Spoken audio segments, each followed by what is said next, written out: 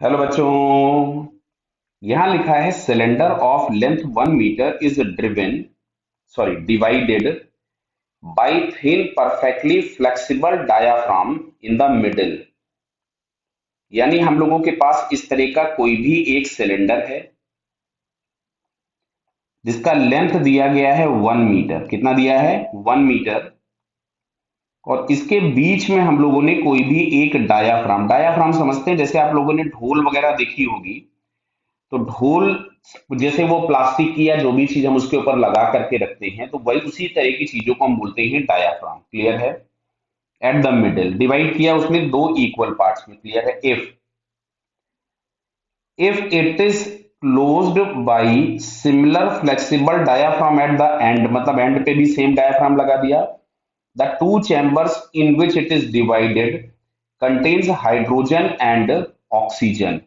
मतलब यहां कहीं पे हम लोगों के पास, हम लोगों ने मान लिया हाइड्रोजन गैस है और यहां कहीं पे ऑक्सीजन गैस है। तो दोनों ही डाया एटॉमिक हैं, तो दोनों के ही गामा तो सेम होंगे, लेकिन दोनों के मॉलिक्यूलर मास अलग होने से दोनों में स्पीड अलग अलग होगी। क्लियर है? अगर टेम्परेचर के बारे में कुछ इंफॉर्मेशन दी जाती है तो the two diaphragms are set in vibrated the same frequency.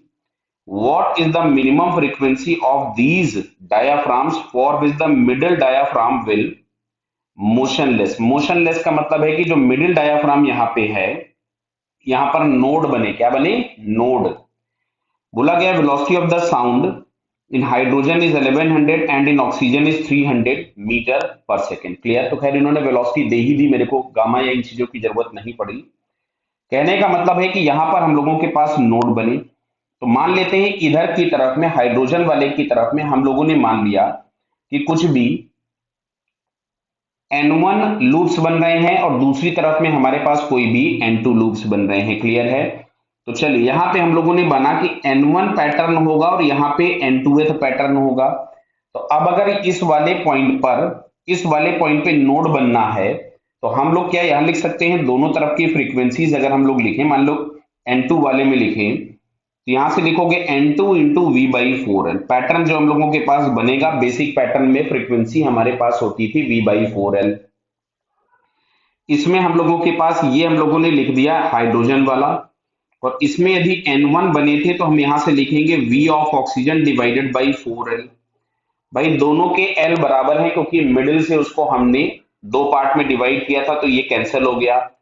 यहां से मिलेगा N1 इंटू हाइड्रोजन में वेलोसिटी दिया गया था 1100, और यहां से हम लोगों के पास ये N1 है, सॉरी इस तरफ में ये N2 है ना।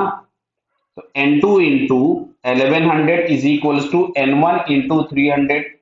बात को समझिएगा, तो यहां से हम लोगों ने कैंसिल कर दिया, तो ये आपको मिलेगा N2 upon N1 is equals to 3 upon 11। यानी अगर हम लोग बात करेंगे, ध्यान से सुनिएगा, अगर हम लोग बात करेंगे ऑक्सीजन की, तो वहां पे 11th मोड होगा, और अगर मैं हाइड्रोजन की बात करूंगा तो वहां पे 3rd मोड होगा।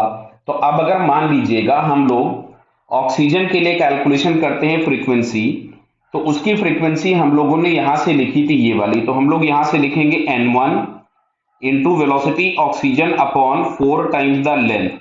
अब देखो लेंथ दिया था टोटल 1 मीटर, लेकिन ये जो लेंथ हम लोगों के पास होगी L, मतलब जिसको हम लोग लिख रहे हैं this is half metre. Clear?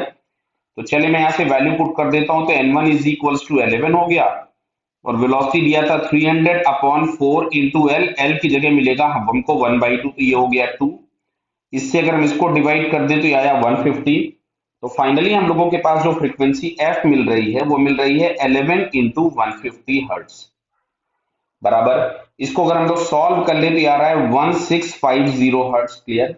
अच्छा, कोई बच्चा हो सकता है हाइड्रोजन के लिए करे, तो उसमें अगर हमको फ्रीक्वेंसी लिखनी होगी एफ, तो यहां से हम लोग लिखेंगे N2 into velocity H2 upon 4 times L।